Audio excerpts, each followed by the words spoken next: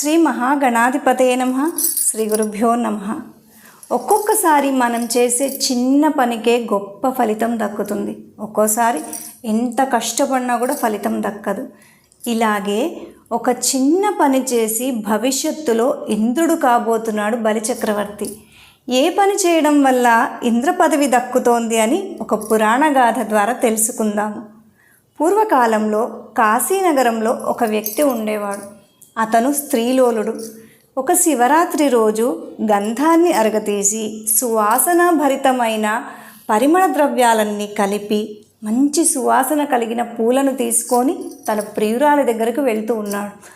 అనుకోకుండా ఏదో అడ్డు తగిలి బోళ్ళా పడ్డాడు. ఈ గంధము పుష్పాలు పక్కనే ఉన్న శివలింగం మీద పడ్డాయి. ఆ పడ్డ వెంటనే తను లేచి భక్తితో నమస్కరించి, స్వామి, నాకై నేను నీకు పూలు కానీ గంధం కానీ ఇవ్వలేదు, కానీ నువ్వు ఈ విధంగా తీసుకున్నావు, కృతజ్ఞతలు అని నమస్కారం చేసి వెళ్ళిపోయాడు. అతను శరీరం విడిచిపెట్టిన తర్వాత ఈ పుణ్యాన్ని లెక్కగట్టి 3 ఘడియల పాటు ఇతను ఇంద్ర పదవిలో కూర్చోవాలి అని నిర్ణయించారు.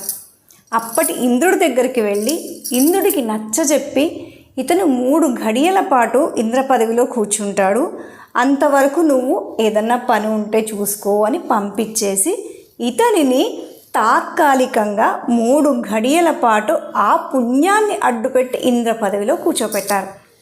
ఇతను ఇంద్రుడైన వెంటనే ఇంద్రలోకంలో విశేషాలు ఏమిటి అని అడిగాడు.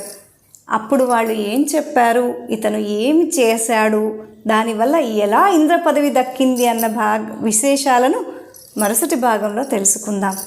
జయ శ్రీరామ్.